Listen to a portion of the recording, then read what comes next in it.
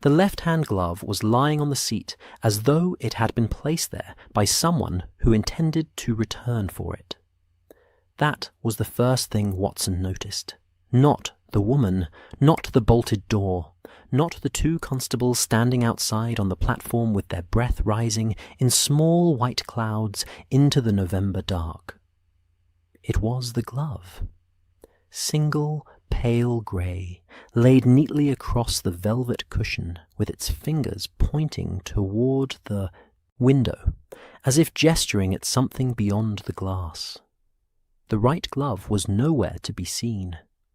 And yet, the woman's jewels, a pearl brooch at her collar, a thin gold chain at her wrist, remained perfectly in place, untouched, gleaming faintly in the light of the single carriage lamp that still burned above her. The woman herself, Mrs. Eleanor Alderton, as the constables would later confirm, was unconscious, reclined against the far corner of the private compartment, with her head tilted slightly to the right, and her expression carrying the particular stillness of deep, involuntary sleep. Her breathing was even. Her colour was not alarming. She was, in every visible way, unharmed. And yet the carriage door had been bolted from the inside, the window latches were drawn, and no one on platform 9 at Victoria Station had seen anyone enter or leave the compartment since the train had pulled in from the Guildford line some 40 minutes ago. The air inside the carriage smelled of something faintly floral, lavender perhaps, or a light rose water, beneath which lay something else, something drier and more mineral. Coal dust, Watson thought at first. But it was not quite that. It was the particular smell of soot that has cooled, that has settled, that has been disturbed, and then left to settle again. He could not have said, in that moment, why the distinction seemed important. He simply noticed it, the way one notices an off note in an otherwise familiar melody. "Gas lamp," said the constable nearest the door, a broad, patient-faced man named Gregson, no relation to the inspector, though he shared something of the same stolid reliability. He gestured upward. "Been burning the whole time. Conductor says it was lit when they left Guildford. She must have lit it herself, or had it lit at departure." He paused. "Or someone else did." Watson didn't answer immediately. He was looking at the curtain. It was a heavy thing, burgundy velvet, standard for a first-class private compartment on this line, and it hung in the way that curtains hang in sealed, still rooms, with a kind of weighted permanence, as though it hadn't been disturbed in hours. But in the lower left corner, just above the brass curtain ring nearest the door, there was a fold. A specific fold, sharp and geometric, the kind that cloth makes when it is pressed against something angular and then released. It was not the fold of a curtain drawn carelessly aside. It was the fold of a curtain that had been caught, briefly, by something passing above it, and then allowed to fall back into place. Watson crouched slightly to look at it more carefully. Then he straightened, said nothing, and turned back to Mrs. Alderton. Victoria Station. At this hour, approaching 10:30 on a Thursday evening in November of 1895, was not the roaring, churning engine of commerce it became by day. The great arched roof, a cathedral of iron and glass that Londoners had by now entirely ceased to marvel at, held within it the hushed afterglow of the day's final services. A few porters moved between platforms with their trolleys, the squeak of iron wheels carrying through the cold air with a strange clarity. The gas lamps along the platform burned steadily, their halos softened by the particular quality of winter damp that settled into the station each evening like a familiar guest. Somewhere far down toward platform 3, a locomotive exhaled, a long, slow breath of steam that rolled between the carriages and dissolved into the dark. It was into this atmosphere that Sherlock Holmes arrived. He did not hurry. He never did, in Watson's experience, when arriving at a scene that had waited long enough to grow still. Hurry was for scenes still in motion. This one had settled, and Holmes moved through settled scenes the way a man moves through his own library, with a quiet, proprietary attention, already cataloguing, already comparing what he found to what he had expected to find. He stepped onto the platform, glanced once at the carriage from 20 feet away, and then looked, quite deliberately, in the opposite direction toward the signal box at the far end of the platform. Watson had seen him do this before. It was not inattention. It was the practiced habit of a man who wished to see a thing fresh, without the distortion of expectation. Then he turned and walked to the carriage door. "The bolt," he said, before he had even looked inside. "Thrown from within," the constable confirmed. "Had to get the station master's key to the override mechanism. Interior bolt on these first-class compartments. They can be opened from outside with a specific key, but the key is kept in the station master's office, not carried by platform staff," Holmes said. He was examining the exterior of the door now, running one finger along the edge of the frame. "And the station master was called at what time?" "About 20 minutes after. The train arrived, sir. 9:43, thereabouts." Holmes looked at the gap between the door and the frame. He looked at the small brass ventilation grill set above the window. He looked at Watson, who was still standing inside the compartment beside Mrs. Alderton. "The curtain," Watson said. Holmes's eyes moved to it. He was quiet for a moment. Then, without entering the compartment, he looked upward, at the roof of the carriage, at the seam where the roof panels joined, at a small square outline barely visible against the dark, lacquered surface.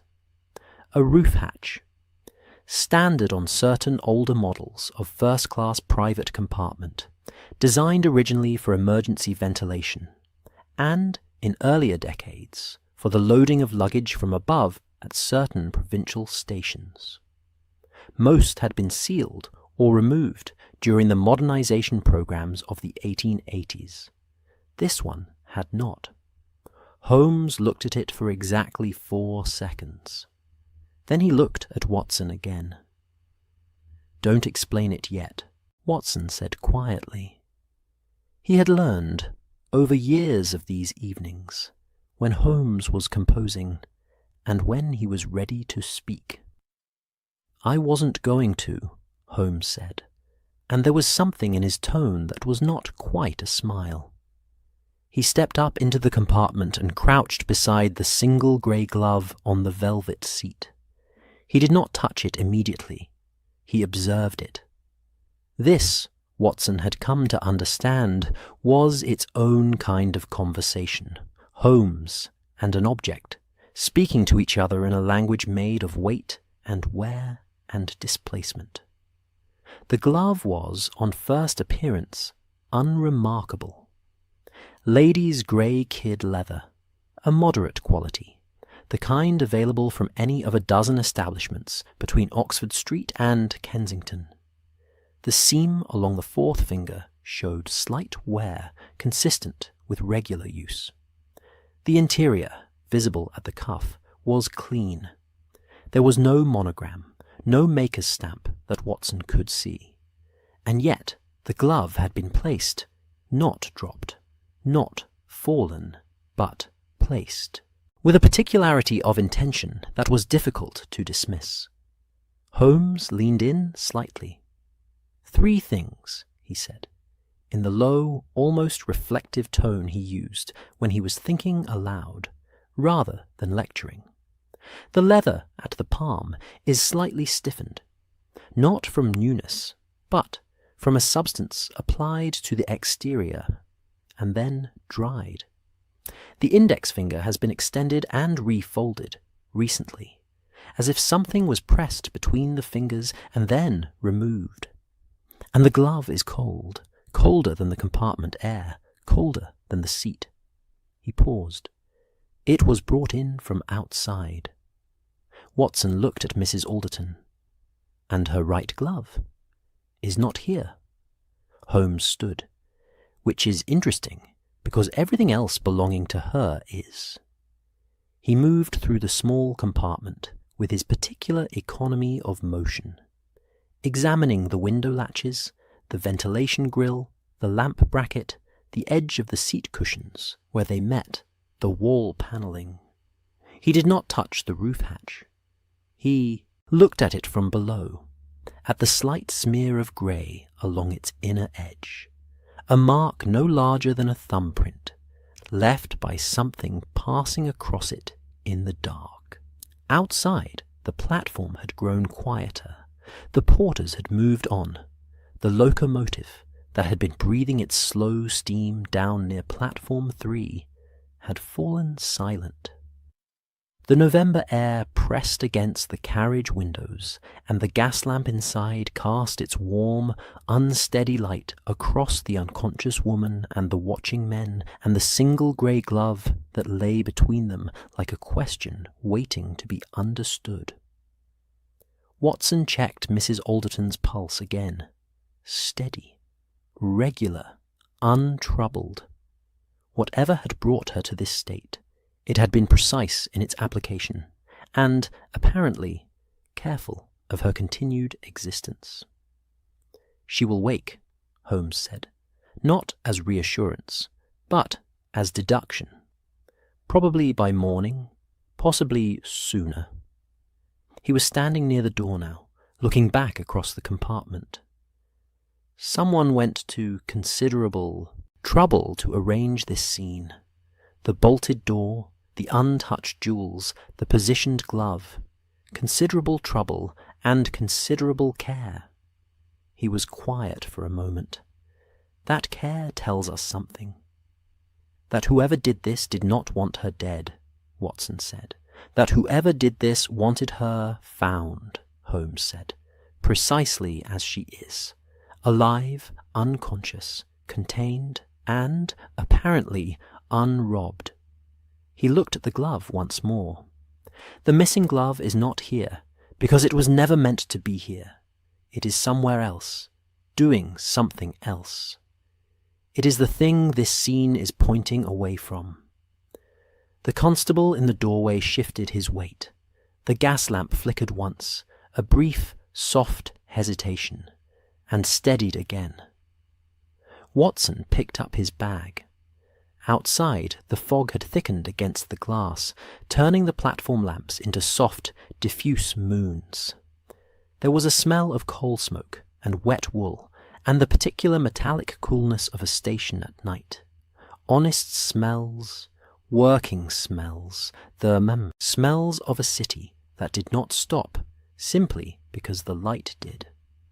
"We'll want the station master's records," Holmes said, stepping back onto the platform.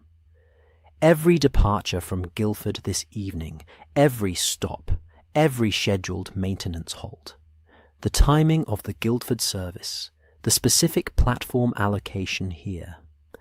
And I want to know when this model of carriage last had its roof hatch inspected." The constable nodded, producing a notebook. "And," Holmes added, almost as an afterthought, in the way that his most important addenda always arrived, quietly, at the end, as though they were the least consequential things in the world. "I want to know the name Harcastle. Whether it appears in any document connected to this train, this station, or this woman." He paused. "However loosely connected." The constable wrote it down without apparent reaction.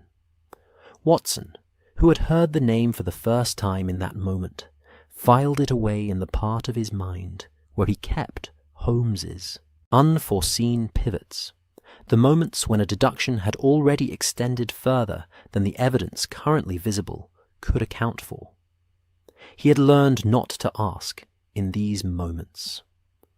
The explanation would arrive in its own time, at its own unhurried pace, probably over a late supper or a pipe at Baker Street, with the fire going and the rain at the window. For now, Mrs. Alderton was being carefully transferred to a station waiting room, where a doctor had been summoned. The grey glove remained on the seat, not to be moved until Holmes said otherwise. The roof hatch, invisible again in the dark exterior of the carriage roof, waited in its own silence. And the November fog, patient as ever, settled a little thicker against platform 9, and the gas lamps held their quiet ground against it, and the night continued in its slow, unhurried way, the way that nights in London always continued, indifferent to mystery, indifferent to the careful arrangements of those who moved through them with intent. Watson followed Holmes out of the station and into the street, where a hansom was already waiting. Holmes had an instinct for cabs that bordered on the uncanny, and they folded themselves into its interior, and the horse moved forward, and the city closed around them, and somewhere behind them, on a seat in a private first-class compartment on platform 9 at Victoria Station, a single pale grey glove lay in the lamplight, its fingers pointing quietly toward the window, toward the dark, toward whatever it was that it had been left to indicate. The fire at Baker Street had been burning since early evening, and by the time Holmes and Watson returned, it had settled into that most companionable of states, no longer ambitious, no longer cracking and spitting with the energy of fresh coal, but glowing with a deep, sustained warmth that filled the sitting room from the hearthrug outward, and made the rest of London feel, by comparison, very far away indeed. Watson hung his coat on the stand by the door, and felt, as he always felt upon returning to these rooms after an evening's peculiarity, a particular unwinding in his shoulders, a loosening, as though the muscles had been holding a question all night, and were only now permitted to set it down. The armchair nearest the fire received him gratefully. He pulled it slightly closer to the glow, extended his feet toward the fender, and listened to the sounds of the room settling around him. Outside, the fog had thickened further. It pressed against the bow window in soft, shifting layers, turning the street below into something half-imagined, the occasional cab, the distant footfall, the muted clang of a gate, somewhere along the Marylebone Road, all arriving through the glass as though from the bottom of a lake. London, at this hour, was not silent, precisely. It was muffled. The city continued its breathing, slow, nocturnal, unglamorous, but the fog wrapped it in gauze, and the effect, from the inside of a warm room, was not unpleasant. Holmes did not sit. This was not unusual. In the aftermath of a scene, particularly one that had presented him with the kind of structured ambiguity he found most nourishing, Holmes moved. He moved around the room the way a musician moves around a difficult passage, approaching it from one angle and then another, never quite settling. He had shed his coat and his gloves, and now stood at the mantelpiece with his back to the fire, looking at nothing in particular on the wall opposite, which was to say, looking at everything that had accumulated in his mind since platform 9. Watson reached for his journal. It was a habit so long established that it required no thought. The act of opening the notebook, of smoothing the page, of picking up the pen, was as automatic as breathing. He had filled perhaps a dozen of these volumes since the beginning of his association with Holmes, and they constituted, in aggregate, a kind of unofficial archive of the city's quieter dramas, its stranger corners, its human puzzles brought forward for examination, and returned, usually, to a kind of resolution. He wrote the date. He wrote Victoria Station, Platform 9, a private compartment bolted from within. Then he paused and looked up at Holmes, who was now at the chemistry table, not working, only standing beside it, with one hand resting on the edge in a posture Watson had come to associate with the early stages of a case. That particular stillness of a mind in rapid motion. "The curtain fold," Watson said. "Yes," Holmes said. He did not elaborate immediately, which meant he was still ordering it, still placing it in relation to the other pieces. Watson had learned patience in this regard. Pressing Holmes for a premature explanation was like shaking a developing photograph. You destroyed the precision in your impatience for the image. The kettle on the hob began its preliminary murmur, a sound that belonged entirely to this room, this hour, this specific ritual of late evening return. Watson rose and attended to it, a matter of moving the kettle slightly, locating the teapot, finding the caddy on the second shelf where Mrs. Hudson had placed it, with the reliable orderliness that kept the household functioning. These small domestic ceremonies had always seemed to him among the most undervalued pleasures of a settled life. The weight of the pot, the smell of the leaf, the soft percussion of water finding its temperature. He carried 2 cups to the table between the chairs, settled back into his own, and waited.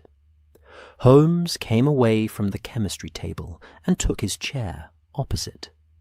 He did not take the tea immediately. He picked up his pipe from the rack beside the chair, considered it, set it down again. Then he looked across the fire at Watson with the particular focus that meant the composition was complete. 3 observable facts about the glove, he said. First, the leather at the palm was stiffened by a substance applied externally and allowed to dry.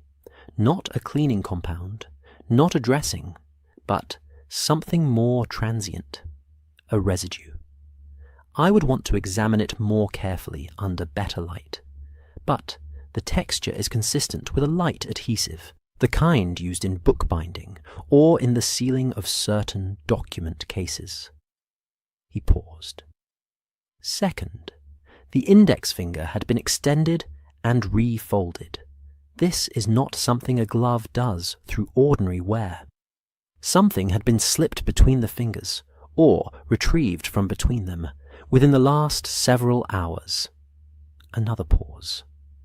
Third, the glove was cold, not merely cool from the carriage temperature.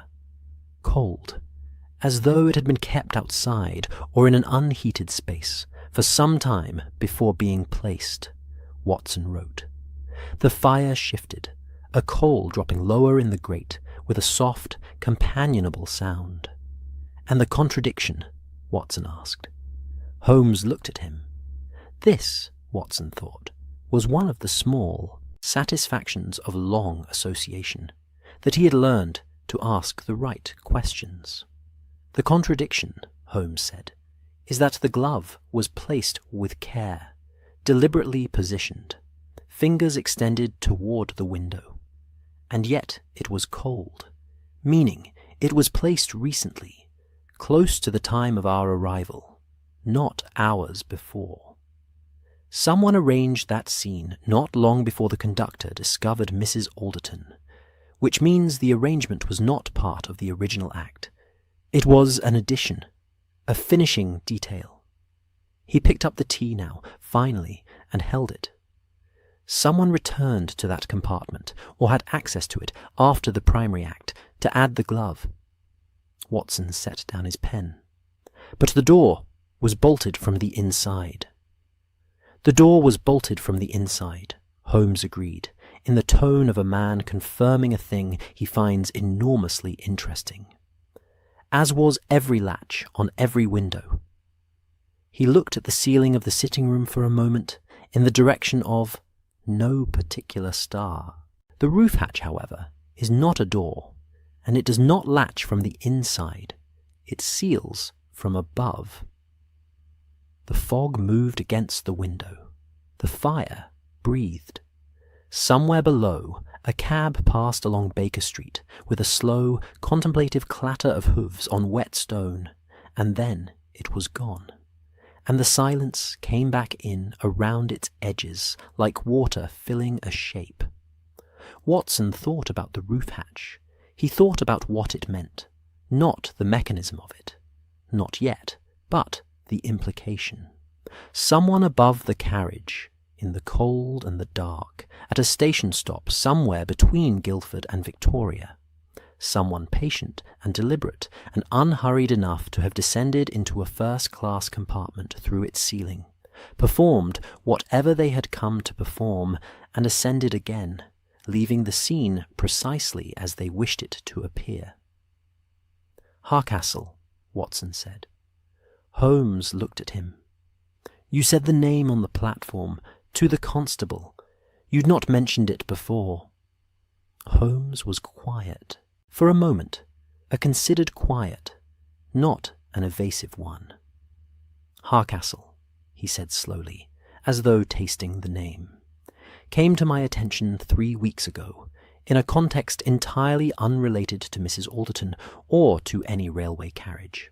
A solicitor, Chancery Lane, a man whose professional reputation is adequate, unremarkable, competent in the ordinary management of estates and inheritances, and the dull but necessary machinery of property law." He paused. "And yet his name appeared at the edge of something that was not dull at all. I did not pursue it at the time. There seemed nothing to pursue." Another pause. "There is now." He said nothing more on that subject. Watson understood. He wrote the name in his journal, Hardcastle, and underlined it once, lightly, and left space below it for whatever would come.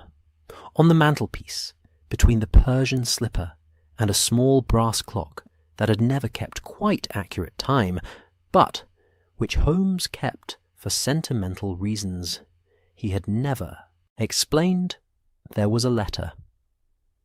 Watson had not noticed it when they came in. It was possible it had been there all evening. Mrs. Hudson had a habit of placing correspondence on the mantelpiece when it arrived after Holmes had gone out, to ensure it was seen upon his return. But something about it caught his attention now. The envelope was a deep ivory, slightly thicker than standard.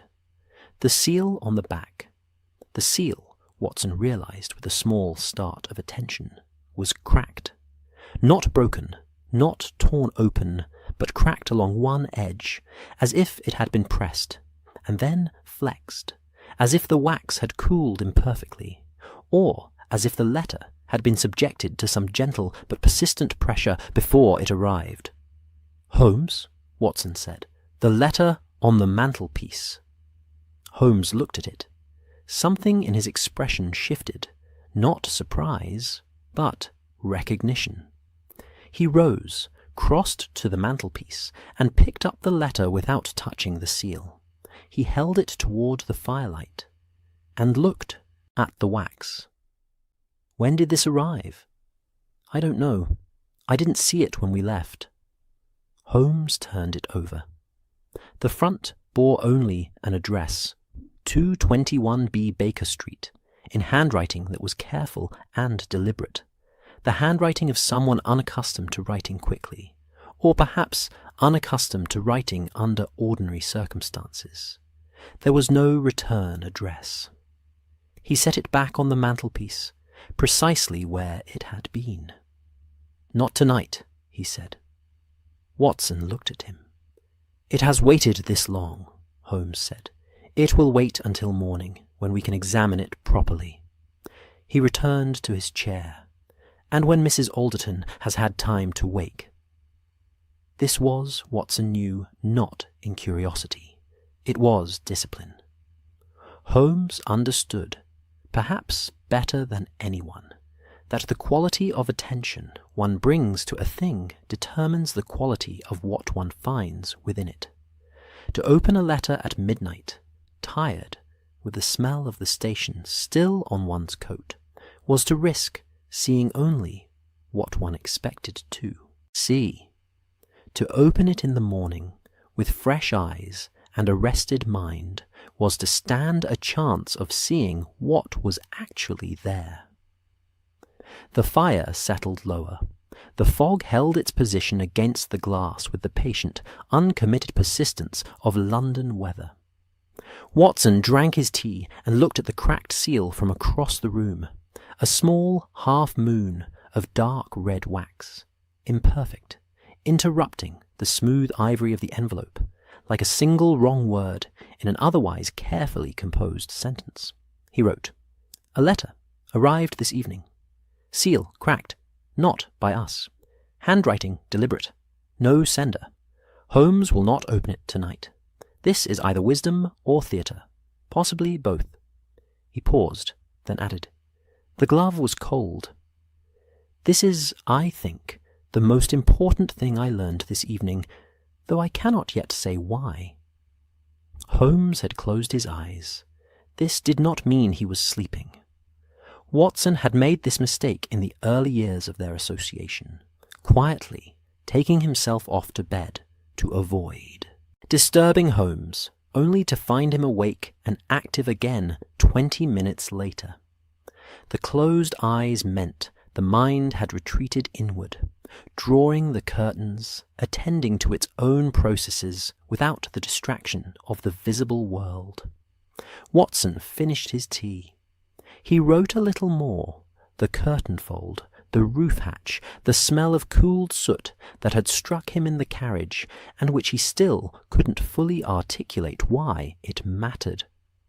He wrote the name Harcastle again, at the bottom of the page, and drew a small box around it. A placeholder, a room reserved. The clock on the mantelpiece ticked. The fire's light had softened to a deep amber, casting long, gentle shadows across the room, across the chemical apparatus and the stacked papers and the violin that lay in its open case beside the window, unplayed this evening, its strings holding their tuning in the cold warmed air with a kind of dormant readiness. Watson stood, stretched, and said good night to Holmes, who did not respond, which was its own kind of response. At the door to his room, Watson paused and looked back. Holmes in his chair, in the firelight, in the fog-muffled quiet of Baker Street, past midnight. It was a scene Watson had witnessed so many times that it had acquired, over the years, a quality almost like landscape, a fixed thing, a reliable geography, the fire, the chair, the mind behind the closed eyes, moving through its invisible terrain with that particular unhurried precision that Watson had spent years attempting to describe, and never quite captured to his own satisfaction. On the mantelpiece, the cracked seal caught the firelight and held it, a small, dark, imperfect thing, waiting with no urgency at all for morning. Mrs. Eleanor Alderton received them in a drawing-room that smelled of cut flowers and wood smoke, in a Kensington townhouse that had the particular quality of a place maintained with great care on a budget that did not quite match its ambitions. The curtains were good, heavy silk, a deep teal, but they had been turned at the hem, the original edge having worn thin. The carpet was excellent, but slightly faded in the path between the door and the fireplace, where feet had traced the same route for many years. The flowers on the side table were fresh, carefully arranged, and came from a garden rather than a florist. These were not the details of poverty. They were the details of a household that understood value and attended to appearances with intelligence rather than extravagance. Watson noticed all of this in the way that a man notices the condition of a patient's rooms, not intrusively, but with a quiet, accumulating attention, because rooms tell the truth about people in ways that people, in their careful social presentations, sometimes do not. It was 10:30 in the morning. The night's fog had thinned to a pale, luminous haze, and the November light that came through the teal curtains was the colour of weak tea, gentle and diffuse, softening everything it touched. A fire had been laid in the grate and was burning cleanly, without the sullen smokiness that afflicted fires in houses where the chimneys were neglected. Someone in this household understood chimneys. Someone in this household, Watson thought, understood a great many practical things. Mrs. Alderton herself was seated in the chair nearest the fire, with a small wool blanket across her lap. Not because she was cold, the room was comfortably warm, but because someone had placed it there, and she had not thought to remove it. She was a woman of perhaps 45, with dark hair that carried at the temples the first quiet notations of grey. Her face was composed, carefully, deliberately composed, in the way that faces are when their owners have had time to prepare for a visit and have decided in advance precisely how much they intend to reveal. She was, Watson thought, a very intelligent woman doing a very competent impression of a woman who had simply had a frightening experience and was still recovering.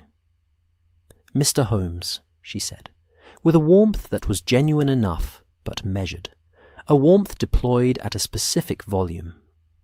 "Dr. Watson, please sit. Mrs. Carey will bring tea." They sat.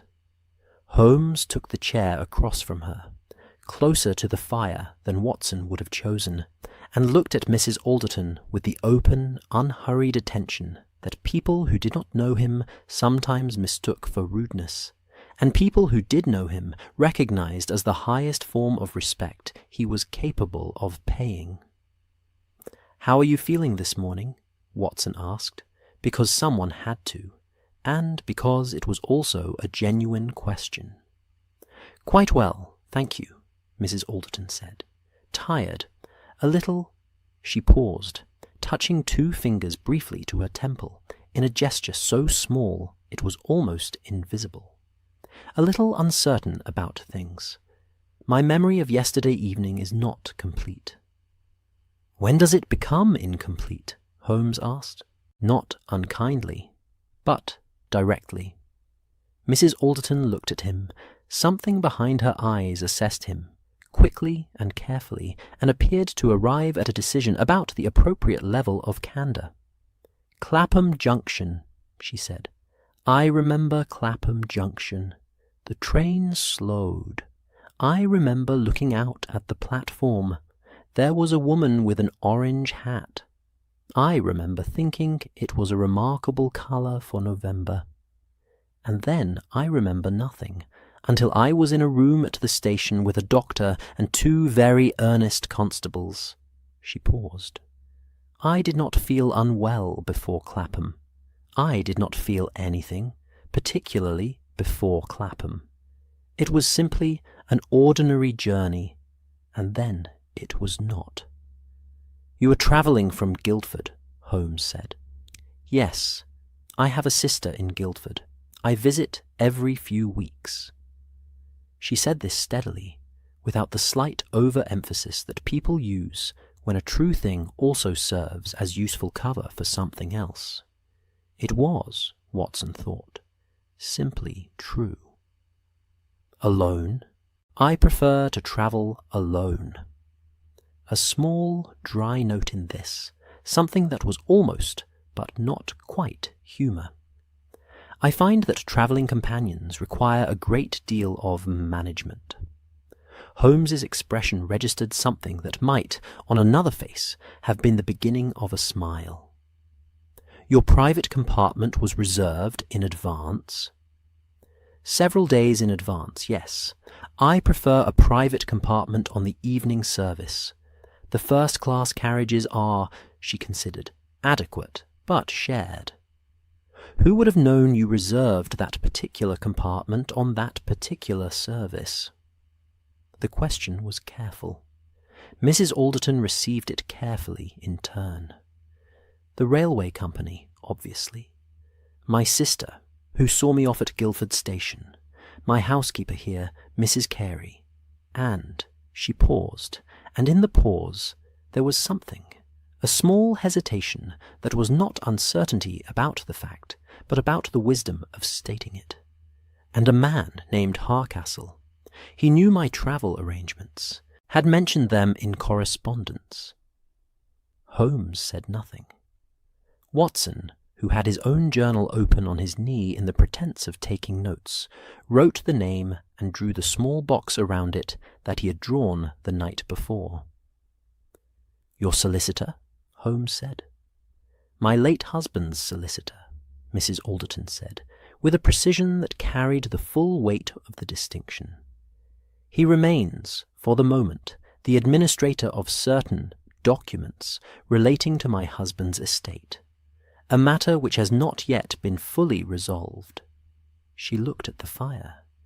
"It has been 3 years since my husband's death. It should not take 3 years." The tea arrived, carried by a small, efficient woman of 60, who moved through the room with the authority of someone who had run the household long enough to regard it as a shared responsibility rather than a paid commission. She set the tray with practiced economy and withdrew, closing the door behind her with the soft, definitive click of a woman who understood that the conversation in this room was not for her ears, and was entirely comfortable with that. Watson poured. The rain, for it had begun to rain, softly, without commitment, in the way that November rain sometimes arrived, not as weather, but as atmosphere, made a gentle sound against the window. The fire answered it with its own small crackle, and the room held both sounds together in a balance that was, whatever else was true of the morning, deeply peaceful. "Mrs. Alderton," Watson said, handing her a cup, "did you notice anything unusual before you lost consciousness? Any smell, any sensation, any person on the train who struck you as—" "I've thought about that," she said, accepting the cup with both hands in the way of someone who finds warmth genuinely comforting rather than merely habitual. "I have thought about it a great deal since this morning. There was a smell, very faint, something," she paused, searching for the word, "herbal, like a dried flower, not quite lavender, sweeter than lavender. I noticed it and thought perhaps a previous passenger had left something in the compartment. A sachet, perhaps, or scented paper." She paused again. I did not think about it for long. Holmes set down his cup. "Which side of the compartment were you seated on?" "The left, facing forward." "And the lamp, was it already lit when you boarded at Guildford?" "No.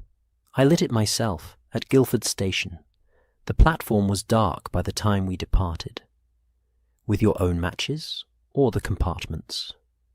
She blinked, very slightly. It was the first question that had genuinely surprised her. "The compartment's. There is a small box fitted beside the lamp bracket." Holmes nodded, as though this confirmed something that had already been confirmed, which, Watson suspected, it had.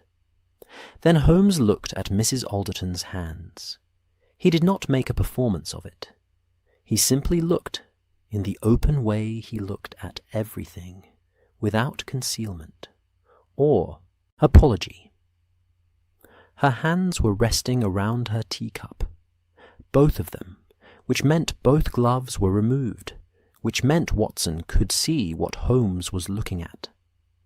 The right hand and the left hand were not quite symmetrical in their wear. This was not unusual. Most people are not ambidextrous, and the dominant hand carries its evidence accordingly. But it was not the wear of daily use that distinguished them. It was the slight, faint mark at the base of the right index finger, a small, pale line barely visible, the kind of mark left by a cord or a band worn regularly against the skin and recently removed. A ring, perhaps, but the wrong finger for a ring and the wrong kind of mark for jewellery.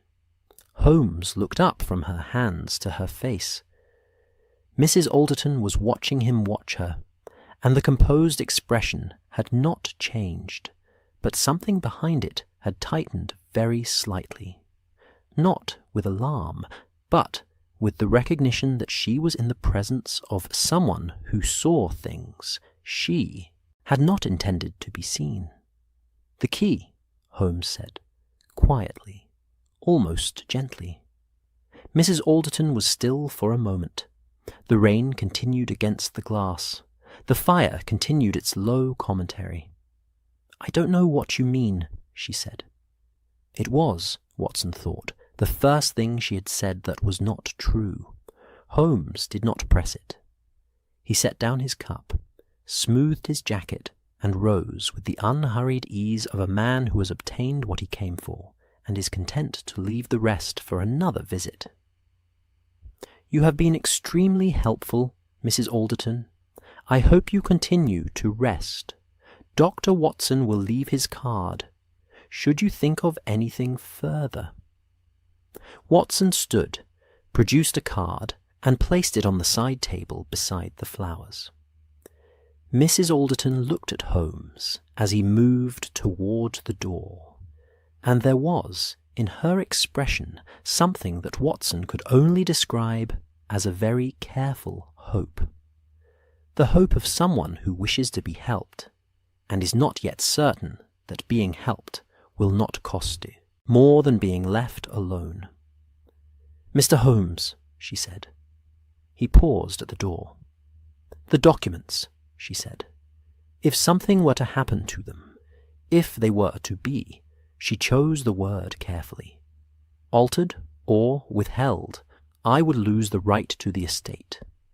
Everything my husband intended for me would pass instead to a distant cousin in Edinburgh, who has never shown the slightest interest in anything except the money. She paused. I mention this, not because I believe you have not already understood it, but because I want you to know that I understand it too. Holmes looked at her for a moment. "The documents are what this is about," he said. "Not a question." "The documents," Mrs. Alderton said, "are what everything has always been about." Holmes nodded once, turned, and left. Watson followed, pulling the door gently behind him. In the hallway, Mrs. Carey materialized from some efficient dimension of the house and produced their coats with the quiet authority of a woman who has managed comings and goings her entire adult life, and finds other people's mysteries less interesting than a well-run household. Outside, the rain was soft and grey and thorough. Baker Street was 40 minutes away by cab, and the city between here and there moved past the windows in its familiar register of wet brick and gaslight, and the patient commerce of a Thursday morning in November. Watson opened his journal to the page with Harcastle's name in the box. Beside it, he wrote, "A key, worn on a cord at the right index finger, now gone. She knows where it is. She is not ready to say." He looked out at the rain, and below that he wrote one more thing. "She is not lying to protect herself.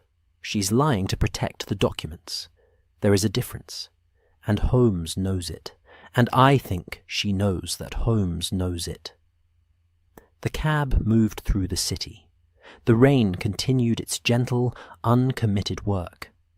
And somewhere in a Chancery Lane office, lined with oak panels and the weight of other people's careful arrangements, a man named Harcastle sat with his own knowledge of the evening's events, and, presumably, his own version of what it all meant.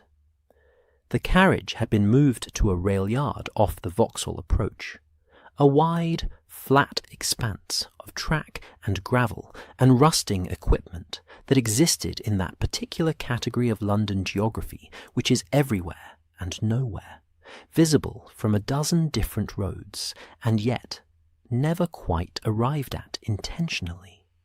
It sat among 6 other retired or awaiting carriages in the grey Friday morning light, its dark lacquered sides beaded with overnight rain, its brass fittings dulled by the cold, its curtains still drawn on the platform side exactly as Holmes had left them. The rail yard smelled of iron and oil and wet gravel, and the particular acrid sweetness of coal smoke that had been deposited in layers over many years, and now belonged to the place as completely as its own geography. Somewhere across the yard, a man was working with a hammer on something that required patient rhythmic attention, each blow arriving at a steady interval, like a very slow clock. Rooks moved between the carriage roofs with their sideways intelligent walk. The sky above was the colour of old pewter, flat and even, a sky that had decided against drama and was keeping its word. Watson stood on the gravel beside the carriage and turned his coat collar up against the cold. Holmes was already on the roof. This had happened in the interval between Watson stepping down from the cab and paying the driver, a matter of perhaps 45 seconds. And when Watson turned around, Holmes was simply up there, having made use of the iron service ladder bolted to the rear of the carriage with the unhesitating confidence of a man who had identified it from 20 feet away and calculated the ascent before his feet touched the gravel. He was crouching near the centre of the roof now, coat dark against the pale sky, moving with the careful, weight-conscious balance of someone who respects the structural properties of Victorian railway carriage roofs, and has no intention of testing them beyond their tolerances. Watson found an angle from which he could see both the roof and Holmes's face. This was the most useful position to be in during a Holmes reconstruction, not beside him, which rarely afforded the proper perspective, but slightly away and below, where one could watch the sequence of attention as it moved.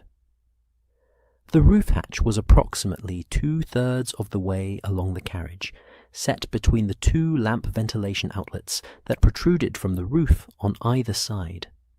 It was a square panel, perhaps 18 inches to a side, with a recessed iron handle on the outer surface, and a simple drop-bolt mechanism that could be engaged from above or below. The wood of the hatch panel was original, older than the rest of the carriage's recent maintenance, with a weathered, silvered quality that spoke of many seasons, and no particular recent attention. Holmes looked at the hatch for a long time without touching it. Then he looked at the roof surface around it. Watson, from his position on the gravel, could see the particular quality of Holmes's focus shift, the way it narrowed and deepened, the way the rest of the world appeared to become, temporarily, less real to him than the 18 square inches of tarred roofing felt he was examining. He produced a small magnifying lens from his coat pocket and held it over the surface near the hatch's forward edge.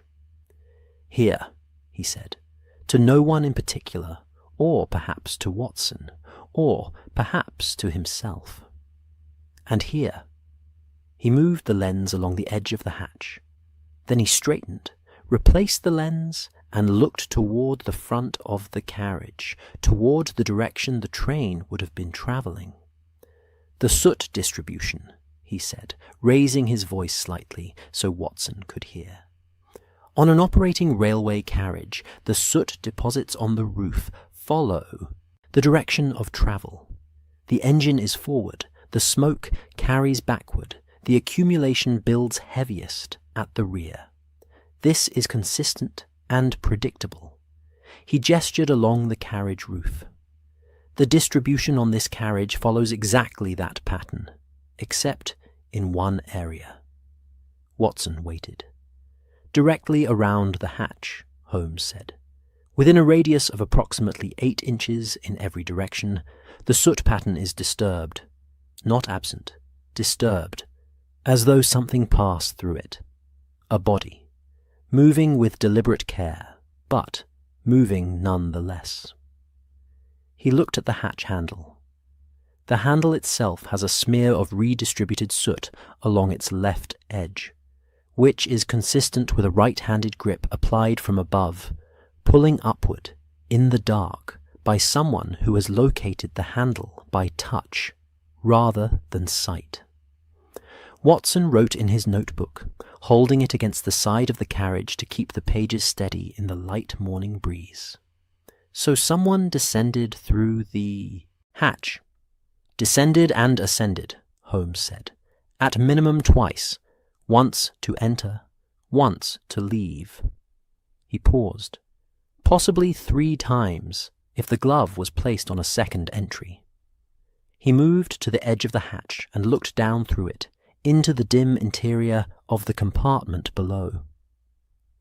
The drop from the hatch to the compartment floor is approximately 6 feet. Manageable for someone of moderate height and reasonable fitness, using the seat backs as intermediate support. The reverse, ascending, requires more effort, but the seat backs and the door frame provide sufficient purchase for a careful climber. He closed the hatch, stood, and looked toward the front of the carriage. Then he looked back toward the rear. Then he looked at the surrounding yard with the expression Watson had come to associate with the moment when the physical evidence aligned with the theoretical framework, and the two became, briefly, the same thing. "Come up," Holmes said. Watson looked at the iron service ladder on the rear of the carriage.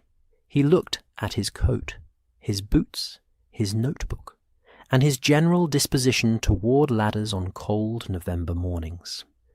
Then he made his way to the ladder and climbed. The roof, from above, presented the city differently.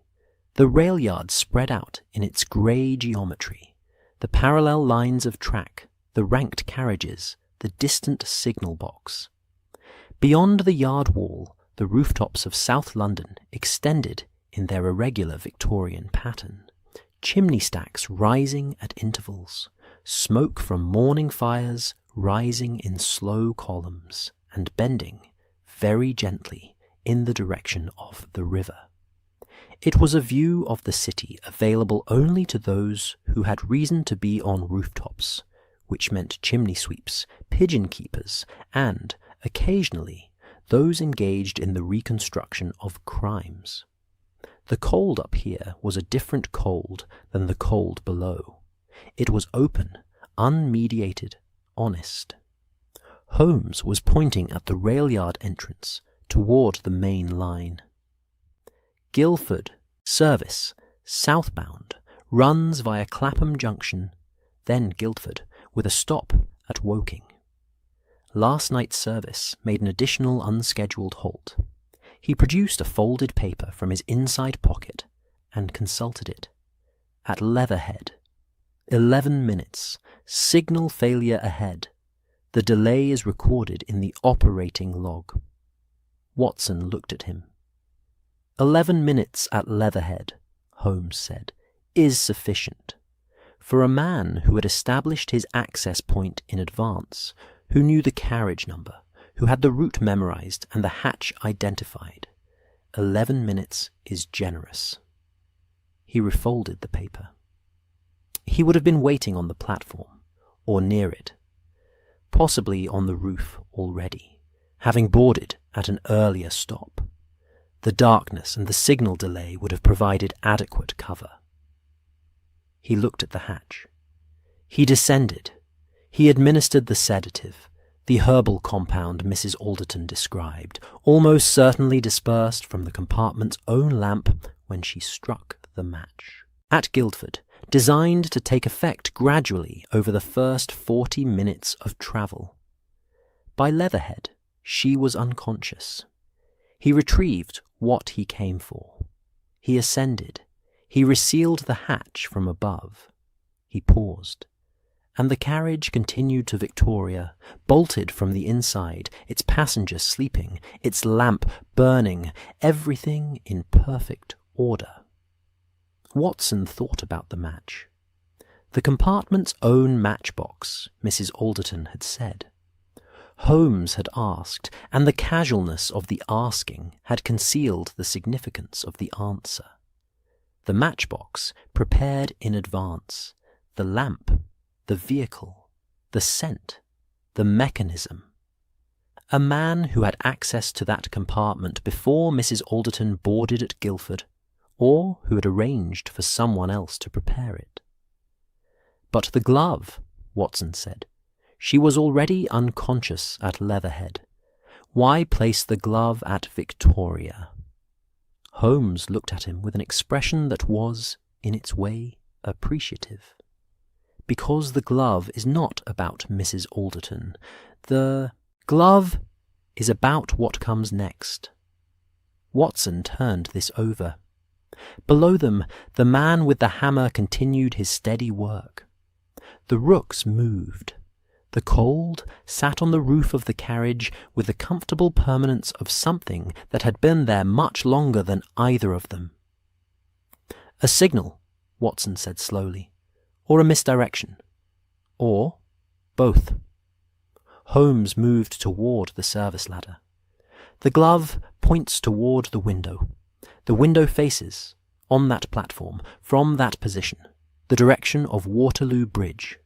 More specifically, the direction of the embankment, and the streets that lead from it toward the Strand. He began his descent. Someone left the glove to point. Whether it points toward truth or away from it remains to be determined. Watson followed him down, more carefully than Holmes, with the deliberateness of a man who has reached an age at which ladders deserve full attention. On the gravel again, with the solid certainty of the ground underfoot, Watson looked back up at the carriage roof. The hatch was invisible from this angle, just another seam in the dark lacquered surface, unremarkable, unannounced, the kind of feature that 1,000 passengers had passed beneath without ever thinking to look up. "The ribbon," Watson said, remembering. "You mentioned a ribbon on the hatch lever, inside, from chapter—" He stopped himself. He was writing this, not living it. He cleared his throat. Inside the compartment, there was a ribbon tied around the interior lever. Holmes had begun walking toward the yard entrance.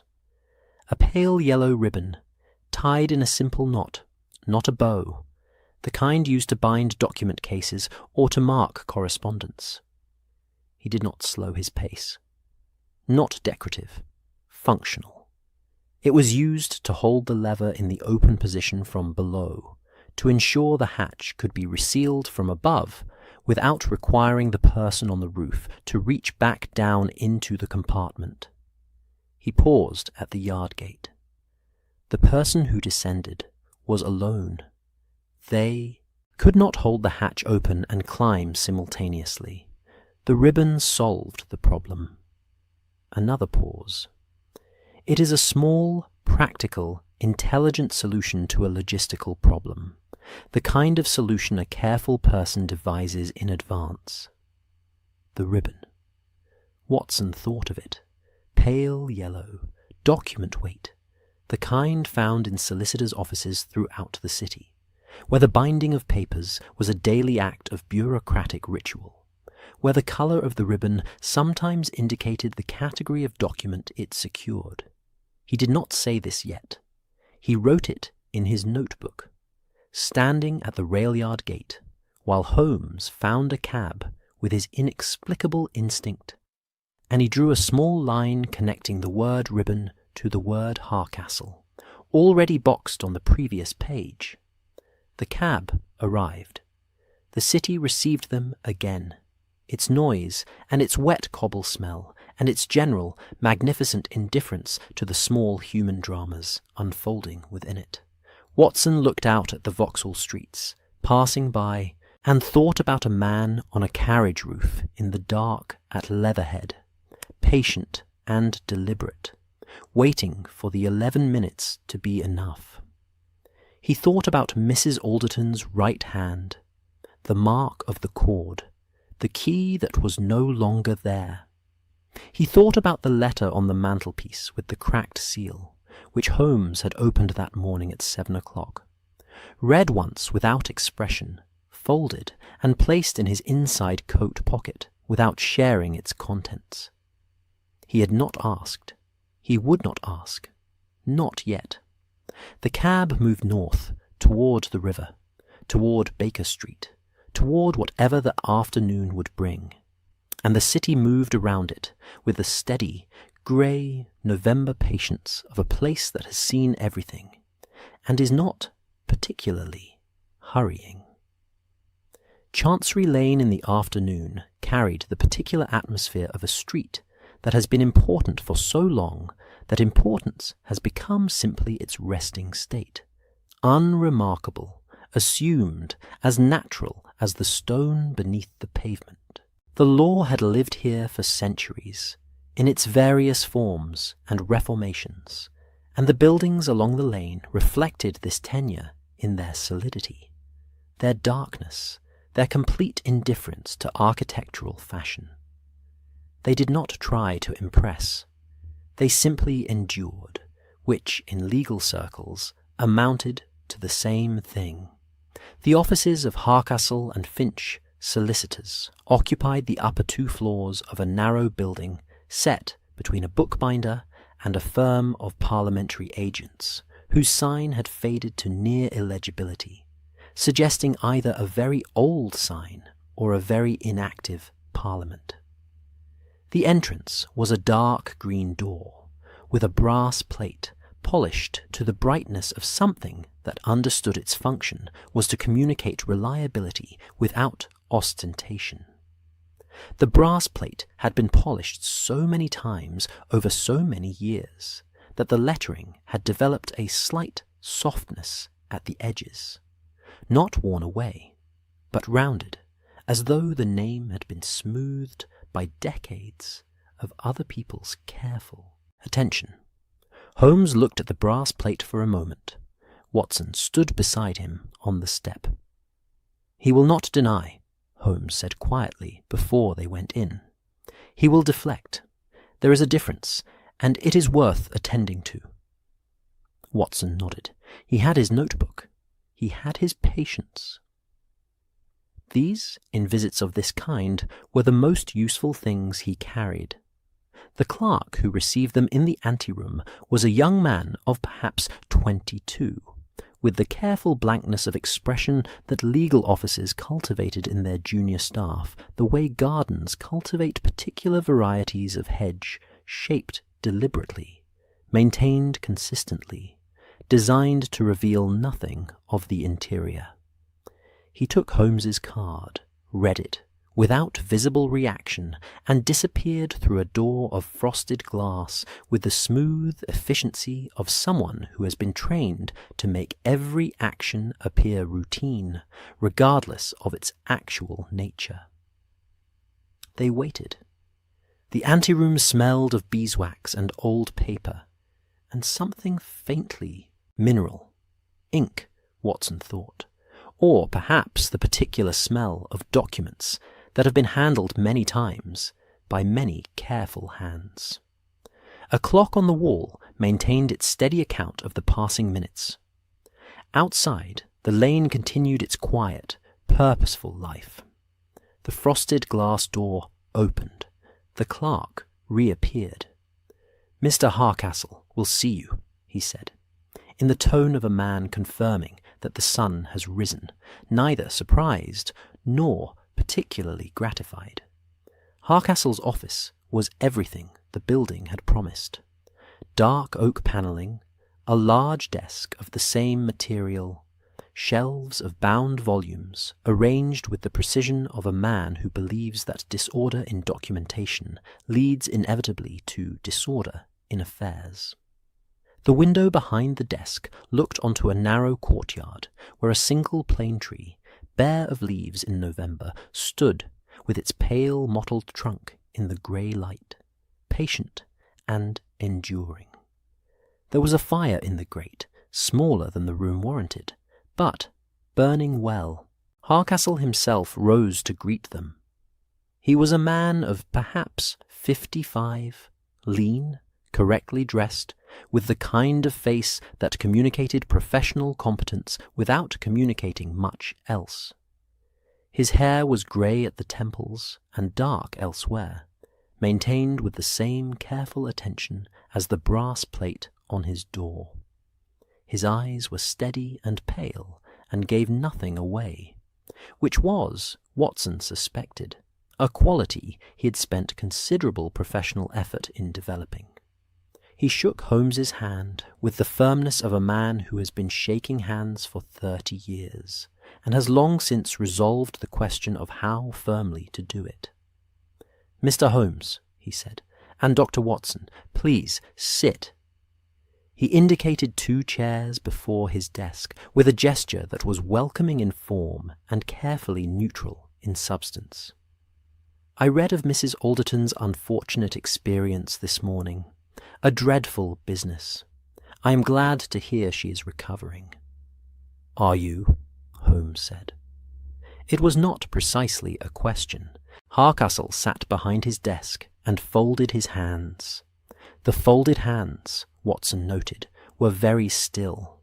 The stillness of a man who had decided in advance to be still, not the stillness of a man who was naturally at ease. "I understand you are assisting the police in their inquiries," Harcastle said. "I am, of course, happy to cooperate in any way that is—" a small pause, almost imperceptible. "Appropriate." "Appropriate," Holmes repeated, in the tone of a man tasting a word and finding it indicative. "Yes, let us discuss what is appropriate." He settled back in his chair with the comfortable unhurriedness of someone who has nowhere else to be, and no interest in pretending otherwise. Mrs. Alderton's late husband, Mr. Gerald Alderton, died intestate, or very nearly so. His estate, valued at approximately £4,000 plus the Alderton property in Wiltshire, passed into the administration of his solicitor pending the resolution of a disputed clause in a secondary document, a letter of intent, I believe, rather than a formally executed will. Harcastle's expression did not change. "That is a reasonable summary of a complex situation," he said carefully. "The clause in question," Holmes continued, "specifies that Mrs. Alderton inherits in full if, and only if, certain conditions relating to the continuity of the Alderton name are not met by a competing claimant. A cousin, I believe. Edinburgh. A Mr. Douglas Alderton. I am not in a position to discuss the specific terms of—" "The letter of intent," Holmes said, without raising his voice or altering his pace, "was sealed by Mr. Gerald Alderton personally. The seal hasn't been opened in your presence, nor in the presence of any appointed witness, since his death 3 years ago. This is irregular. Standard procedure would have required its examination within 6 months of the testator's death." He looked at Harcastle with the open, unhurried attention he had earlier directed at the glove and the curtain fold. "The letter has been in your custody throughout." The fire made a small sound. The plane tree in the courtyard stood in its patient way. The clock on the desk ticked. Hardcastle unfolded his hands and refolded them. It was a small movement, almost nothing. But Watson saw it and wrote a word in his notebook. Refolded. "There have been procedural complexities," Hardcastle said. "The matter of the competing claim introduced certain delays that required—" "Mr. Hardcastle," Holmes said, "I am not here to discuss procedure. I am here because a woman was rendered unconscious on a railway carriage through the deliberate introduction of a sedative compound into a lamp she lit with a match from a matchbox that had been prepared for her in advance. Someone who knew her travel arrangements, knew her carriage number, knew the route and its stops, and had access to the equipment and the technical knowledge to make use of a roof hatch in the dark, at a station, in 11 minutes." He paused. "That is a considerable quantity of specific knowledge for a single person to possess. It suggests either direct involvement or the employment of a very well-briefed intermediary." Hardcastle was quiet for a moment that was slightly longer than a comfortable moment. "I hope you are not suggesting—" "I am not suggesting anything," Holmes said. "I am describing. The distinction, as I am sure you appreciate in your professional capacity, is significant." Watson looked at the shelves behind Hardcastle. Bound volumes, legal references, document cases, the standard furniture of a solicitor's working life. But on the third shelf from the bottom, in the left-hand section, there was a gap. Not a large gap. Perhaps 2 inches. The kind of space left when a document case has been removed and not yet replaced. The dust pattern on the shelf was marginally lighter in that space than on either side of it, suggesting the case had been there recently, and had been recently removed. Holmes was looking at the same shelf. "The ledger," Watson said quietly, because the word had been in the back of his mind since the previous evening, since Holmes had first mentioned it obliquely in connection with this case, and because the gap on the shelf had now given it a location. Hardcastle's eyes moved to Watson. It was the first time he had looked at Watson with anything other than the polite acknowledgement of a man enduring the presence of a colleague. This look was sharper, more considered. "The estate ledger," Holmes said, looking back from the shelf to Hardcastle's face. "The document that records the administrative history of the Alderton estate since Gerald Alderton's death. Every decision, every delay, every correspondence, including, one assumes, any correspondence with Douglas Alderton regarding the competing claim." He let the sentence settle. "It was on that shelf this morning. It is not there now." Hardcastle looked at the shelf.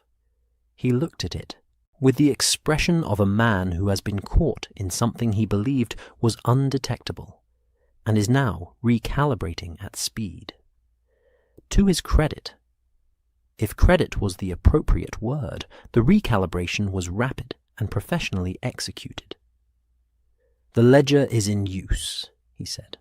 "A clerk has it for reference, a routine matter." "Of course," Holmes said. He rose, unhurried, and buttoned his coat. Watson followed his lead. "I wonder if you might ask the clerk to ensure it is available for examination by, shall we say, Monday morning. There will be a representative of the court who will wish to review it." He said this in the mild, conversational tone of a man making a social arrangement. "The court has a particular interest in document cases of this kind, those in which the original sealed letter of the testator has been held unopened beyond the statutory period. Hardcastle stood. His hands were on the desk.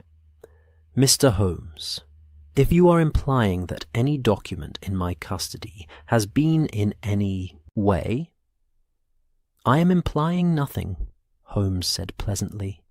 Good afternoon, Mr. Hardcastle. They were on the landing before Hardcastle's door had fully closed, and on the street before either of them spoke. The cold received them, and the lane moved around them with its afternoon purpose. Clerks with papers, a barrister in gown and wig passing at a dignified trot, a stationer's boy on a bicycle, demonstrating an optimistic relationship with the available space. Watson turned his collar up and looked at Holmes. He knew, Watson said. He knew before we arrived that we would come, Holmes said. He removed the ledger this morning, which means he received some indication last night that the investigation had moved in a direction that made the ledger a liability. He walked in the direction of Fleet Street. He is not the man on the roof. He is not capable, physically or temperamentally, of ascending and descending a railway carriage in the dark. But he is the man who knew the travel arrangements, the man who made certain telephone communications, the man who holds a sealed letter that he has no intention of opening if he can possibly avoid it. Because the letter favours Mrs. Alderton. Because the letter favours Mrs. Alderton, Holmes confirmed. And because Douglas Alderton in Edinburgh has been paying Hardcastle to delay its opening until the competing clause could be established in documentation that predates the letter's contents. A circular strategy, elegant in its way. He paused at the corner of Fleet Street. Not elegant enough. Watson thought of the ledger, its gap on the shelf, its recent removal, the dust-pattern lighter in its absence. He thought of the sealed letter with the cracked wax on the mantelpiece at Baker Street, which Holmes had read on Friday morning and placed in his inside coat pocket. He thought of Mrs. Alderton's hands around her teacup, and the pale cord mark on her right index finger where a key had hung. The key opens the lockbox, Watson said. And the lockbox contains a copy, Holmes said. Gerald Alderton was a careful man. Careful men make copies. He stepped off the pavement to hail a cab. The original is in Hardcastle's possession, sealed, increasingly inconvenient. The copy is wherever Mrs. Alderton kept it. Wherever she kept it, before someone removed it from her person on a railway carriage between Leatherhead and Victoria. He paused. Except that she was carrying the key, not the document, which means the document is still in the lockbox, and the lockbox is— He stopped. He looked at Watson. He almost smiled. Somewhere she felt it would be safe, Watson said. Somewhere, Holmes agreed, settling into the cab as it drew up. That is not her Kensington townhouse, which someone has already searched. Note the slightly displaced hall rug when we arrived, and the faint mark on the study windowsill where the lower sash was raised and lowered from the outside. He folded his hands. She is cleverer than Hardcastle anticipated. Most people are. The cab moved into the afternoon traffic. Watson opened his notebook to the page where the ledger was mentioned, where Hardcastle's name sat in its box, where the ribbon had been traced with a light line toward the solicitor's office, and the shelf with the 2-inch gap. He wrote, "The copy exists. The key is gone, but the box remains. The box is elsewhere." She knew. Below that, after a moment, he wrote, "She protected it better than they expected. This is why she is alive." The pawnbroker's shop near Waterloo Bridge occupied the ground floor of a building that had been leaning very slightly to the left for so long that the lean had ceased to be a structural concern and had become simply a characteristic.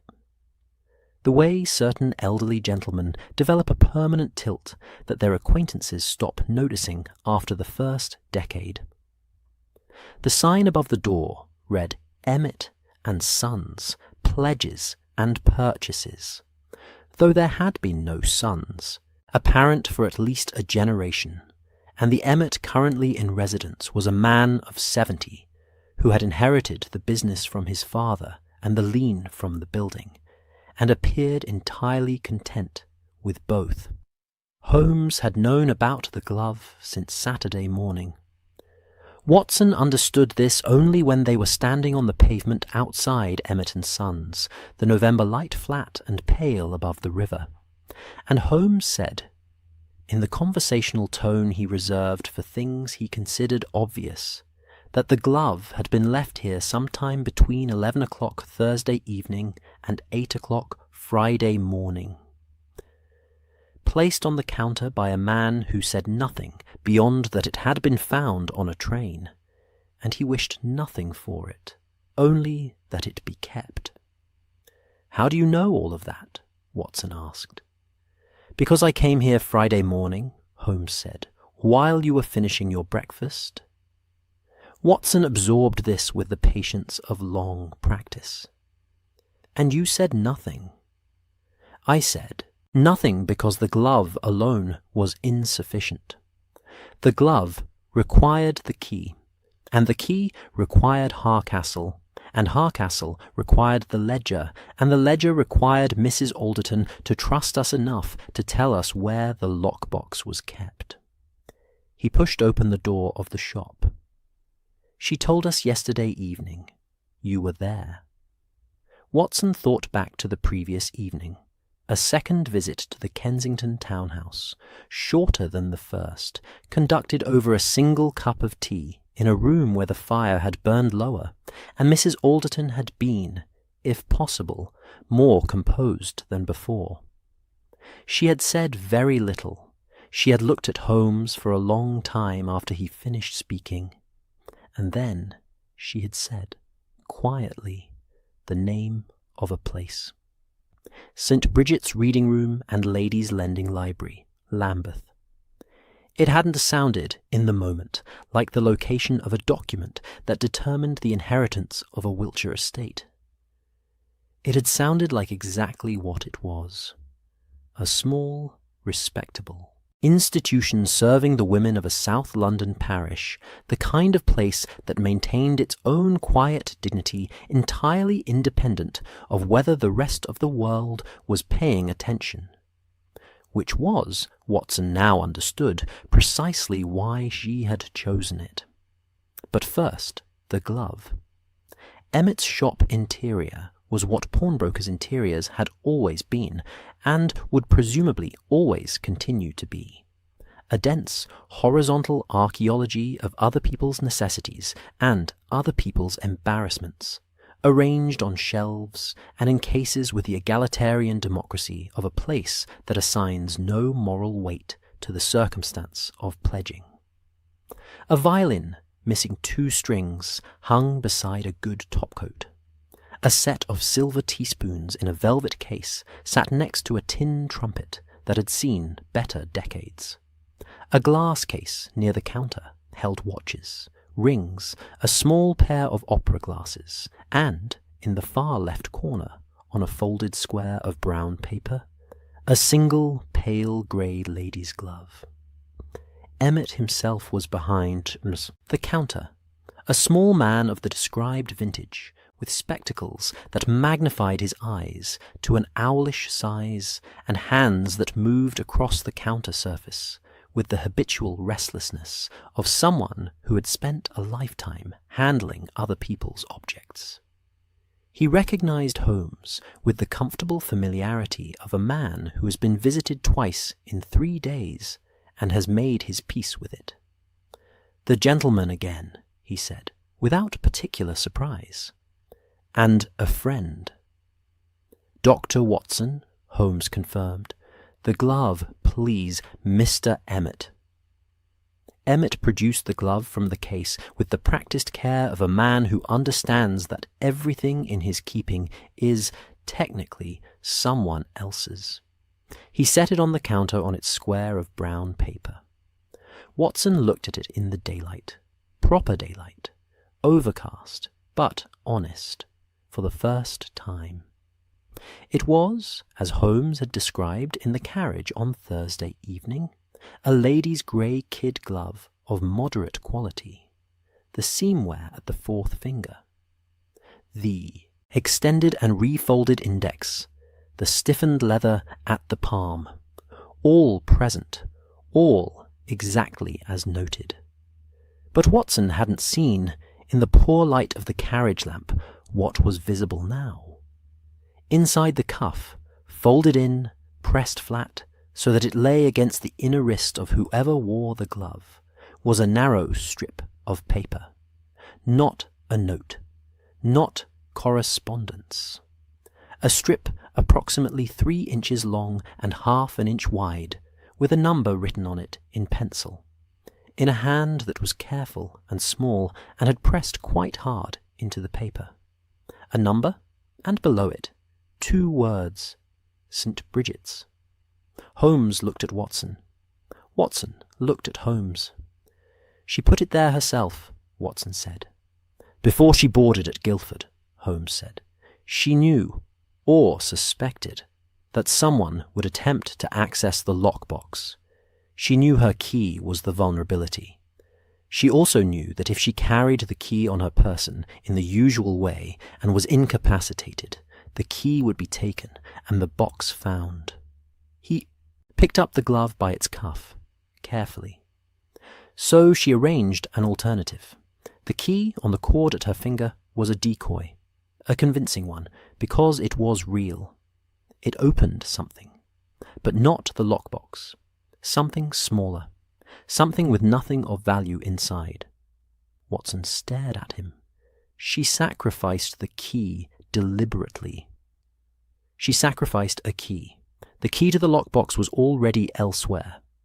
Holmes set the glove down again. The strip of paper with the box number and the library name was in the glove. The glove was taken from her, but the person who took it was looking for the key, not for what was inside the cuff. They removed the right glove, found the cord key at the finger, took it, and left. He paused. They left the left glove behind because they had no use for it. They placed it, or arranged for it to be placed, at a pawnbroker's near Waterloo to suggest the work of a petty thief who had panicked and abandoned part of the hall. To misdirect the investigation toward theft, Watson said, which would have explained the missing glove, explained Mrs. Alderton's condition as an unfortunate side effect of a robbery gone further than intended, and drawn attention entirely away from the document motive. Holmes folded the brown paper around the glove. The plan was good. The execution was good. But Mrs. Alderton was better. Watson thought of her, composed in her chair, the wool blanket across her lap, the warmth of the fire, and the careful, measured warmth of her manner. He thought of the pale mark on her right index finger where the decoy key had hung, and the absolute stillness with which she had said, "I don't know what you mean," when Holmes had said the word key. She had been protecting the paper in the left glove. She had been protecting it since she woke in the station waiting room, through 2 constable interviews and a doctor's examination, and a sleepless night and their first visit. And she had protected it successfully until she decided finally that Holmes was the kind of man worth trusting with it. They thanked Emmett, who received their thanks with the philosophical equanimity of a man to whom gratitude is less common than desperation, and therefore more interesting. They stepped back onto the Waterloo pavement with the grey river visible at the end of the street, moving in its slow, tidal way under the November sky. "The library," Watson said. "The library," Holmes confirmed. St. Bridget's Reading Room and Ladies' Lending Library was a 20-minute walk across the bridge and into Lambeth, a part of the city that the directories described as working-class residential, and that people who actually lived there described, when they described it at all, simply as home. The streets were narrower than Kensington, the buildings more compressed, the children more visible, and the window boxes more determinedly cheerful, as though the inhabitants had decided collectively that colour was not a luxury, but a necessity, and had planted accordingly. The library itself occupied the ground floor of a converted terraced house on a quiet street, announced by a painted wooden sign and 2 window boxes that had been put to bed for winter, but showed, in their neatly turned earth, evidence of careful tending. The door was unlocked. A bell above it announced their arrival with a small, bright note.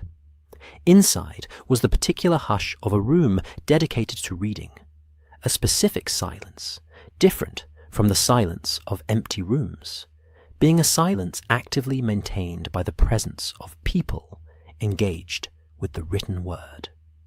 3 women sat at the central table with books or periodicals.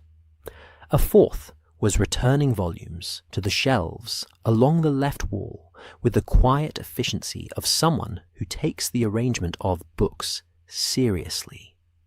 Behind a small wooden counter at the far end of the room, a woman of perhaps 35, with red hair, and the look of someone who has run this institution largely by herself for some years, looked up at Holmes and Watson with the direct, unembellished assessment of a woman who is accustomed to deciding quickly whether a new arrival is welcome.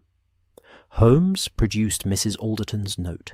He said nothing, simply laid it on the counter. The librarian, she introduced herself, after a moment's consideration, as Miss Carew, looked at the note, looked at Holmes, looked at Watson with the slightly more charitable assessment she appeared to extend to doctors, and made a decision. "This way," she said. She led them through a door behind the counter into a small back room that served as a combination store, workroom, and, it now became clear, repository. Along one wall were the lending library's reserve volumes. Along another wall, beneath a window that looked onto a narrow yard where a cat sat on a wall with the philosophical stillness of its kind, was a row of small lockboxes. 12 in total, numbered in brass, the kind found in railway station left luggage, offices and certain subscription reading rooms where members could store personal items between visits. Box number 7. Holmes looked at the strip of paper from inside the glove. He looked at box 7. He looked at Miss Carew.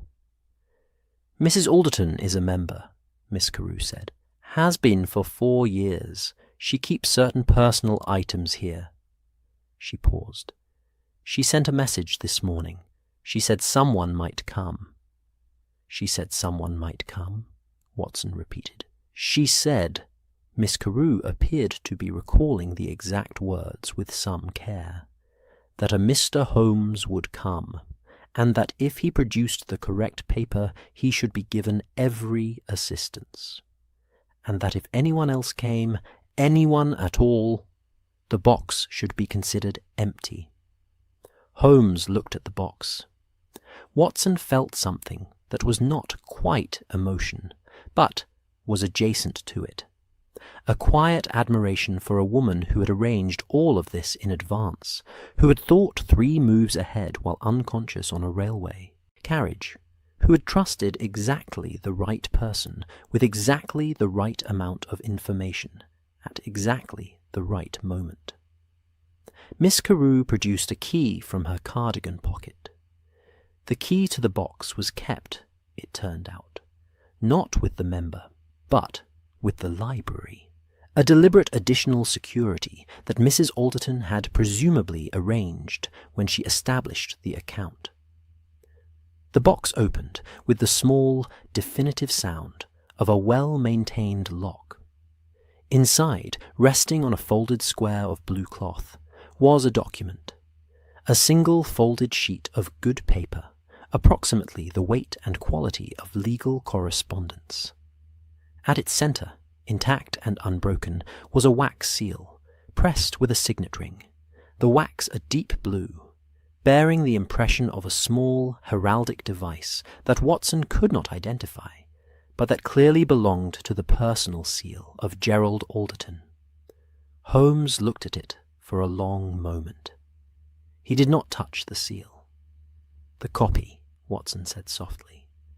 "The copy," Holmes confirmed, "which, unlike the original in Harcastle's keeping, has been held in conditions that make its authenticity verifiable, 4 years in a temperature-stable room, by a credible third party, with a record of deposit."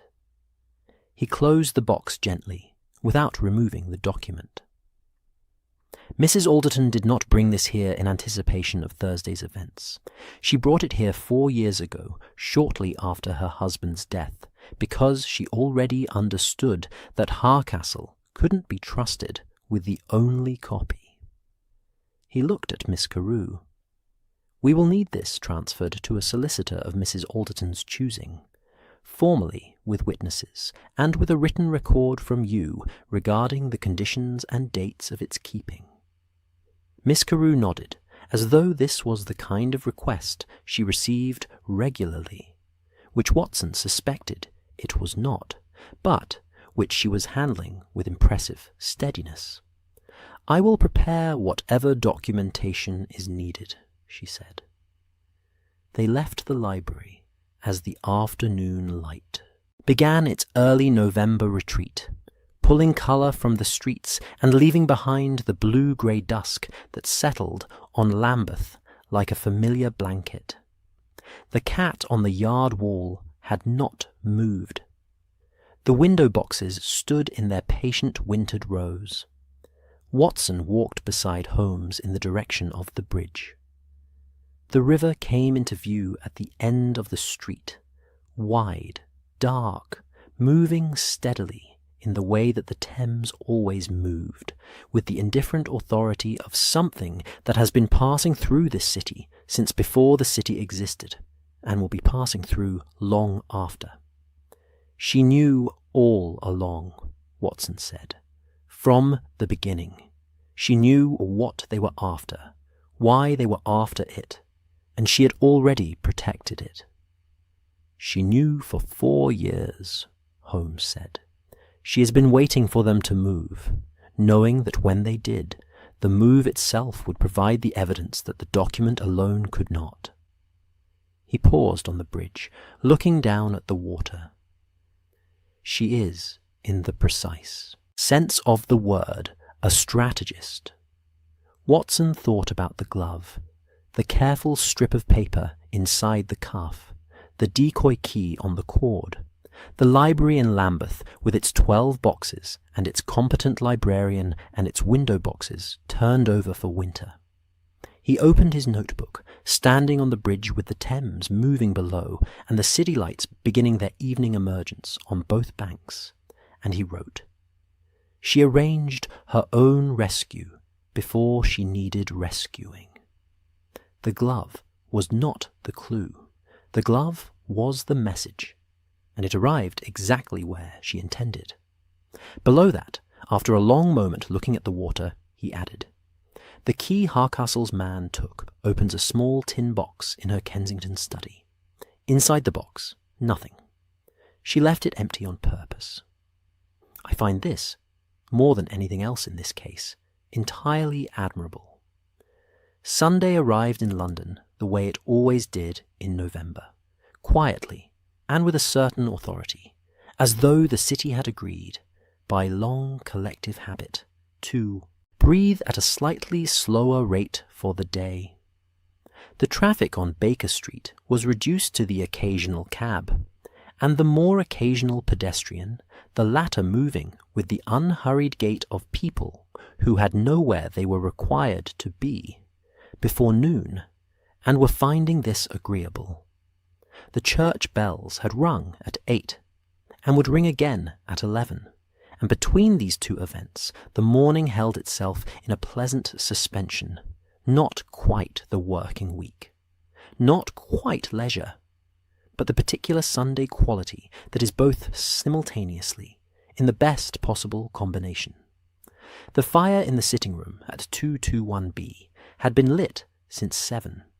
By 9:30 it had achieved its finest state, deep, steady, generous, the coals arranged by some fortunate accident of their settling into the configuration that produces the most even warmth with the least drama. The room smelled of wood smoke and coffee and the faint, pleasant ghost of last night's pipe. Rain had begun sometime in the early hours, and was continuing in the mild, unhurried way of rain that has no particular schedule.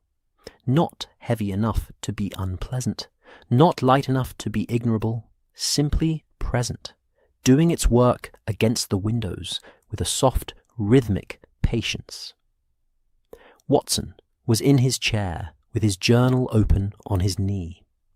Holmes was at the window, not looking out so much as standing in the vicinity of the view, while his attention was elsewhere, directed inward, running over the architecture of the past 4 days the way a man runs his hand along a completed piece of work, checking for imperfections, finding, on the whole, that there are none. On the mantelpiece, the ivory envelope was gone. In its place, the small brass key that had been retrieved from a lockbox in Lambeth now sat beside the Persian slipper, returned by Mrs. Alderton that morning via a note delivered by Mrs. Carey, with the simple instruction that Holmes might keep it as a record of the matter, or dispose of it as he saw fit. Beside the key, the pale yellow ribbon from the roof hatch lay in a loose coil. Beside that, folded once, was a single page from the estate ledger, a copy, made by Holmes on Saturday afternoon after a court representative had obtained access to Harcastle's offices under the authority of a document Watson had watched Holmes compose on Friday evening, with a speed and specificity that suggested he had been composing it in his head since Thursday night. The ledger page recorded, in Harcastle's own careful hand, 17 separate administrative delays applied to the Alderton estate over 3 years. Each delay had a noted reason. None of the reasons, examined individually, appeared improper. Examined together, in sequence, with the correspondence from Douglas Alderton filed alongside them, they formed a pattern as clear and deliberate as the soot marks on a carriage roof. Harcastle had not been arrested. This was, Watson knew, the part of Holmes's resolutions that required the most adjustment, for those accustomed to more dramatic conclusions. The law moved at its own pace, through its own channels, and Holmes's role, as he had explained more than once, with varying degrees of patience, was to arrange the evidence into the precise configuration that made those channels flow in the correct direction. What happened within them afterward was the law's business, not his. What had happened, in practical terms, was this. Harcastle had been visited on Saturday morning by a representative of the court and a senior partner from a firm of Holborn solicitors who had no connection to the Alderton estate, and therefore every quality of disinterested authority. The ledger had been examined. The sealed letter, Gerald Alderton's original, intact, its blue wax unbroken, despite 3 years of Harcastle's careful stewardship, had been formally identified, witnessed, and transferred to the court's keeping pending its opening at a properly convened hearing. Douglas Alderton. Edinburgh had been notified by telegram that the competing claim documentation he had submitted through Harcastle's office contained certain inconsistencies that would require his personal attendance at a hearing in London. He had not yet replied, which Watson took to be the reply of a man consulting his own solicitor at considerable speed. Harcastle himself had made no further contact. His office had been, according to the clerk who answered the telephone on Saturday afternoon, engaged with internal matters. The man on the carriage roof remained, in official terms, unidentified. Holmes knew who he was. Watson was certain of this, in the way he was always certain of the things Holmes knew and had not yet shared. But the formal identification was a matter for the police, who were pursuing their own lines of inquiry with the dogged thoroughness of institutions that prefer to arrive at conclusions by their own route, however indirect. "The ribbon," Watson said, looking up from his journal. Holmes turned from the window. "You said it was document weight, the colour used in solicitors' offices for a specific category of correspondence." Watson looked at the coil of pale yellow on the mantelpiece. "Which category?" "Inheritance matters," Holmes said. "Specifically, documents pending resolution. The colour coding is not universal. It varies between firms. But in Harcastle's office, as I confirmed on Friday from an examination of the correspondence files the court representative accessed, pale yellow indicates documents in the active pending category." He paused. "The ribbon on the hatch was from Harcastle's office. The man on the roof was provided with it, given it along with whatever other materials and instructions he required, by someone who works within, or has direct access to, that office." Watson wrote this down. Harcastle supplied his own evidence. "Harcastle was tidy," Holmes said. "Tidiness in a criminal enterprise is a consistent source of liability. People who tie ribbons around hatch levers are people who do not like loose ends, and the habits of neatness they bring to legitimate work they also bring to illegitimate work, with identical and ultimately traceable results." He came away from the window and took his chair. "It is one of the more reliable features of the careful criminal." Outside, the rain continued its Sunday work. The fire continued its steady, benevolent contribution to the morning. The brass key on the mantelpiece caught the firelight and held it, a small, bright point against the dark wood. Watson thought about Mrs. Alderton. He had thought about her frequently over the past 4 days, and his thoughts had the quality of thoughts about someone who has done something genuinely admirable, in circumstances where admirable behaviour was both necessary and costly. She had spent 3 years knowing that Harcastle was working against her, knowing that the document in her lockbox was her only real security, knowing that any direct challenge would result in delays and counterclaims and the slow erosion of a position that was already precarious. She had waited.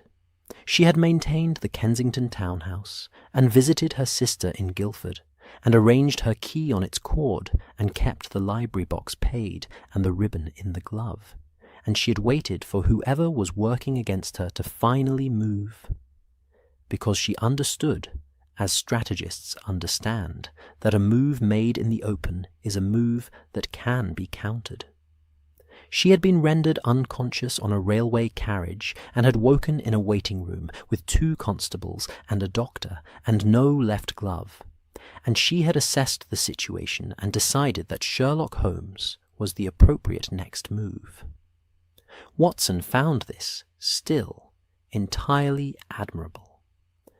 A note had come from her that morning, with the key and the brief instruction about its disposal.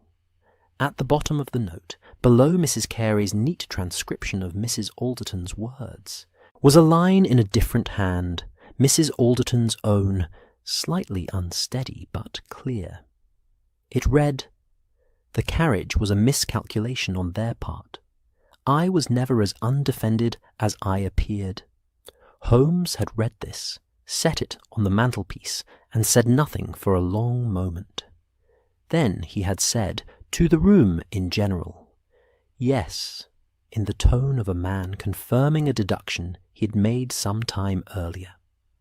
Watson wrote the line in his journal.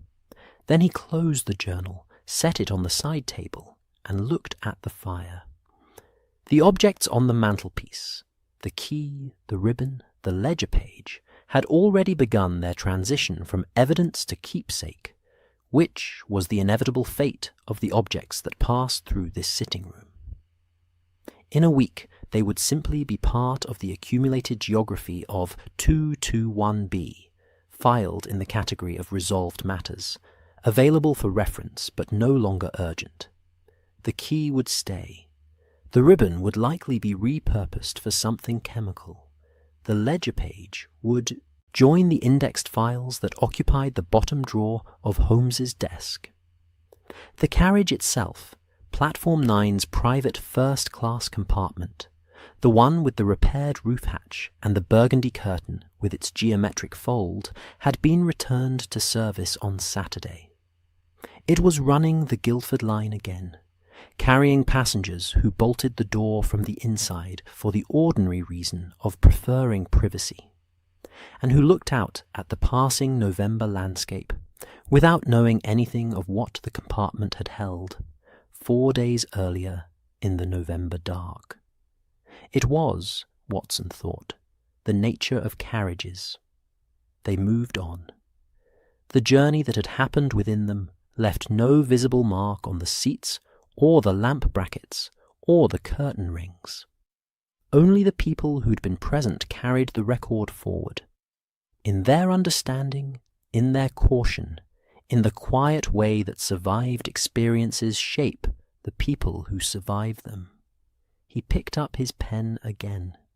He opened the journal to the final page of this account, smoothed it with his palm, and wrote the last entry. Sunday. Rain. Fire. The case is resolved, or as resolved as these matters become. Which is to say, the evidence is arranged, the documents are where they should be, and the people who arranged a woman's unconsciousness on a railway carriage are in the process of discovering what it costs to underestimate someone who has been preparing for exactly this for 3 years. Mrs. Alderton will have her estate. The hearing will be, I think, brief. The carriage is back on the Guildford line, the hatch is sealed, the glove is with the police. Holmes is in his chair. The fire is good. Somewhere across the city, in a Lambeth library with winter window boxes and 12 numbered lockboxes, Miss Carew is preparing whatever documentation is needed, because that is what she does, and she does it well. Outside, the rain continues. London continues. The bells will ring at 11. That is enough.